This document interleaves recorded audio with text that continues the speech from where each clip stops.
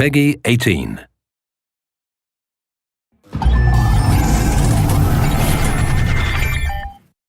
Hello everyone, I'm Colin Graham. I'm the animation director on Watch Dogs, and today I'm excited to present to you a vertical slice of the Watch Dogs free roaming experience. So actually, this is not a mission. Everything we're going to showcase today is completely systemic, and we're free to do as we please. We start off in the wards, the low-income district of our interpretation of Chicago. When creating the world of Watch Dogs, we wanted to stay true to the city and give a unique flavor to each and every neighborhood, not only in terms of the architecture, but also in terms of the people that you'll encounter and what is happening in their day-to-day lives. In the wards, you'll see working-class citizens, rusty cars, gang members, abandoned houses, and low-grade pawn shops. It's really not the kind of place that you're going to want to be alone after dark. Nowadays, modern cities are increasingly managed by software, controlling traffic lights, electricity grids, and surveillance systems. In our version of Chicago, this management software is called CTOS, or the Central Operating System. The CTOS controls everything in the city, and it was created by the Bloom Corporation. Since the CTOS has been installed in Chicago, people get to work faster, the crime rate has dropped, and the communication networks are now more accessible and stable than they ever were before. It goes without saying that if everything is connected, somebody able to take over the system would be extremely powerful. At this point in the game, we don't have control over this district's CTOS system. The icons that you see over people's head mean that we cannot hack into their mobile devices at the moment. We need to find the CTOS Control Center, install a backdoor virus into the system to take control over all of the infrastructure in this district. There it is, the CTOS Control Center.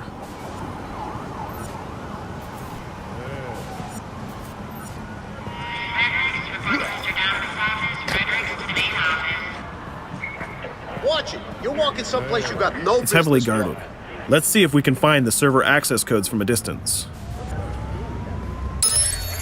With cameras, we can explore restricted areas without being spotted, tag different guards, and access details on their lives. What the hell is she doing with that weasel motherfucker? It seems that Bloom employees all have a sort of shady past. There it is, the access code to the server room. Unfortunately, we can't access the server via the cameras. We need to sneak inside. One thing that was really important to us when we designed Watch Dogs was to fully support different player styles. Every situation in the game can be tackled the way the player sees fit. In this situation, we can go all out guns blazing, completely stealth without the guards ever seeing us, or we can hack from a distance without ever setting foot inside the restricted area. Let's hack this forklift. Aiden can use the environment to distract and lure guards.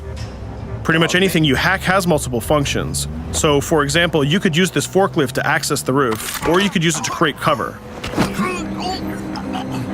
Hacking in Watch Dogs is all about player expression. Let's set an improvised explosive device so we can hack it a little bit later.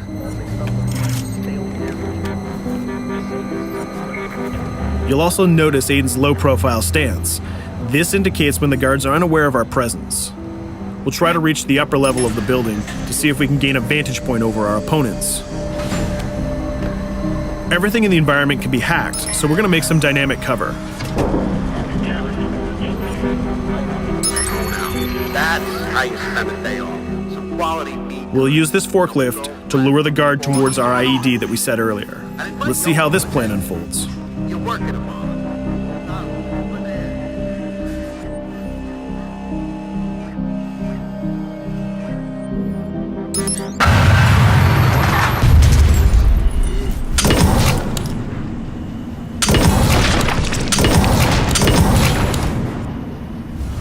What you just saw is called focus. It represents Aiden's analysis capabilities and his quick reflexes. This gives the player more time to combine core game mechanics together, such as shooting, hacking, and driving, in order to handle more complicated situations.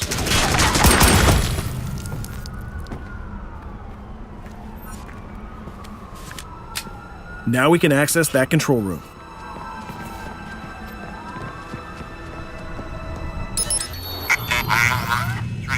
Drop 2, 5.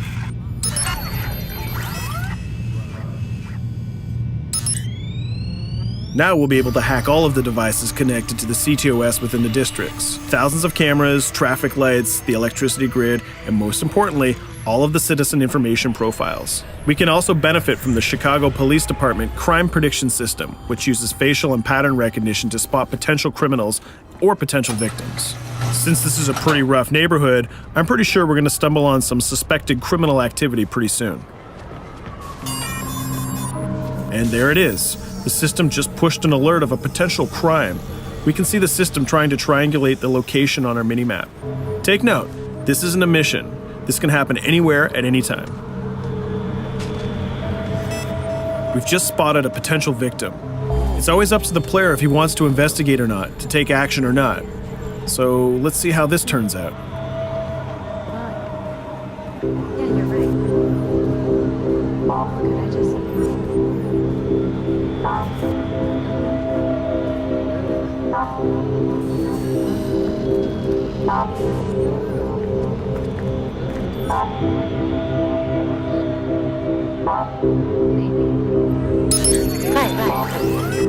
You think you're leaving me? Huh?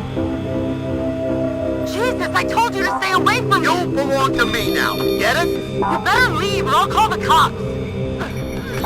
I'll fucking kill you, goddammit! Get off! Yo! That was close. Good thing that we intervened.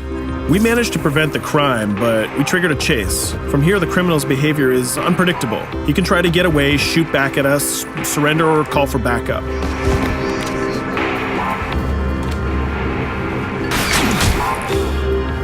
It seems like he decided to get away by car. Let's chase him down. In Watch Dogs, we have a wide variety of vehicles. Each one of them has their own unique properties and handling. Let's see how we can use the CTOS to our advantage to neutralize this criminal and leave the cops to deal with him later.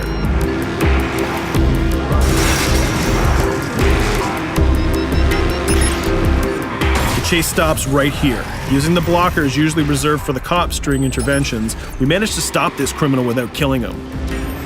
This gives us a reputation bonus. This system is at the core of the Watch Dogs experience. Depending on how we handle different situations in the game, the media and the citizens will have a different perception of our hero, whether he is a true vigilante or a reckless criminal. This will have repercussions throughout the game. Now, let's head for the Loop, the historical district of Chicago, where you're going to find the most iconic buildings in the city.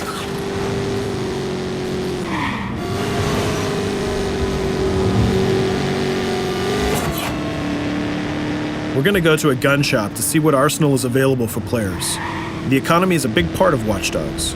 Players will be able to grow their arsenal with weapons and craft their tools in order to increase their power and their hacking abilities.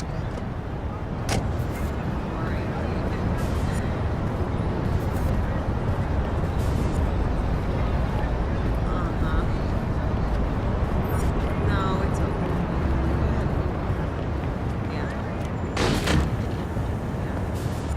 You will find all of the weapons that you would expect in a traditional shooter. Pistols, assault rifles, guns, sniper rifles, and grenade launchers, just to name a few. A lot of bullets were fired in our last encounter with the CTOS guards. Let's stock up on some more ammo. Finding everything.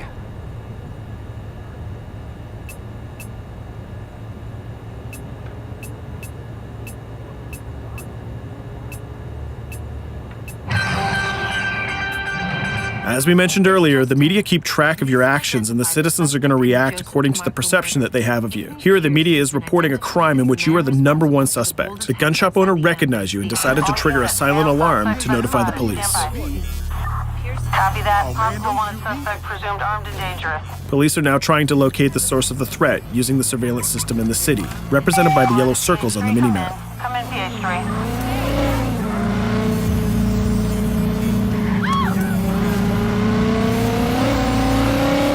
Aiden is able to stall their efforts by hacking into their communication systems while avoiding the scanning areas.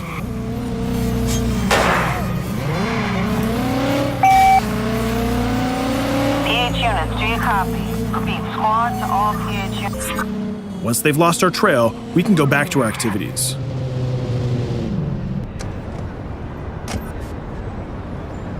One thing that Bloom did to win over the population of Chicago with the CTOS project was to install free Wi-Fi hotspots throughout the city. Free Wi-Fi is cool, but not very safe with someone like Aiden Pierce around. Hacking into this box is going to give us access to every device that's connected to it. So let's see where that brings us.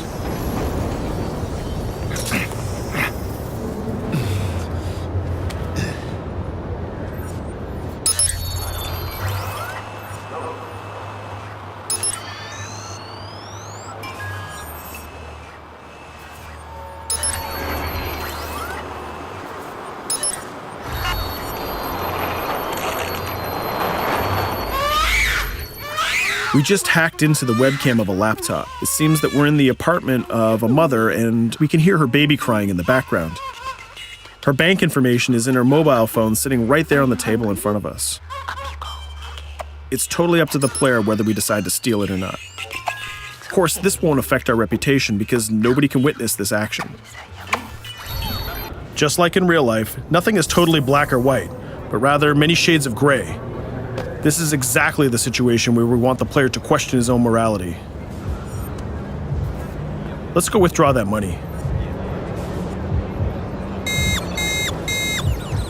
If you think that you're alone, think again. Aiden is not the only hacker in town.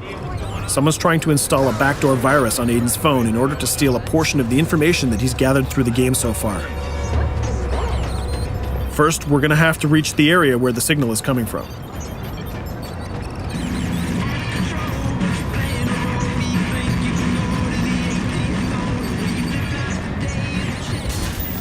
Using our profiler, we're going to try to identify the hacker before the installation finishes.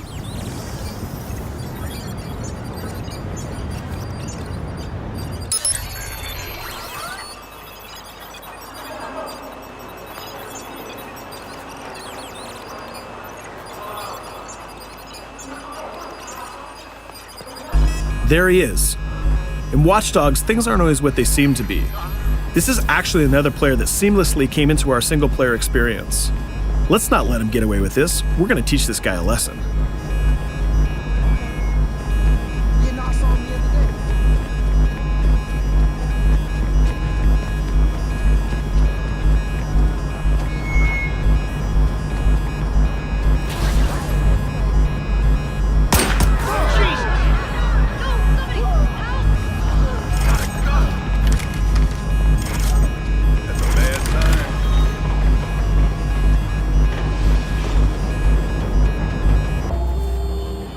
We stopped the hack, but the hacker managed to get away.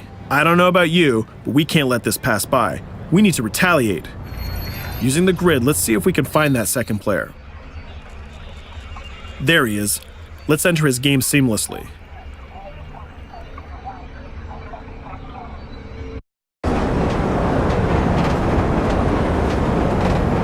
The second player is not yet aware of our presence. If we act carefully, he might think that we're one of the many NPCs in the city.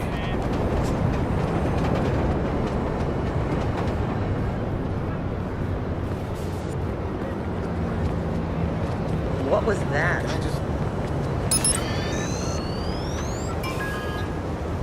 So let's find a place to hide and start hacking. What's going on?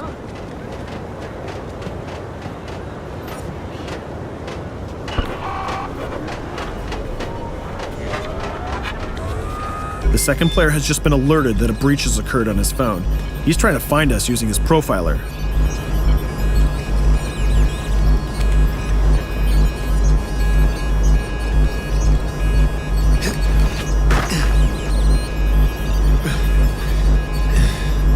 He's dangerously close. Let's hide in the car.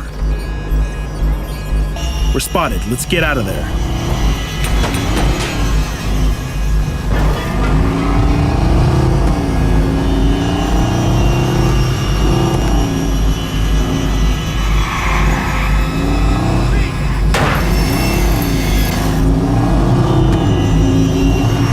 Let's set up an ambush right here.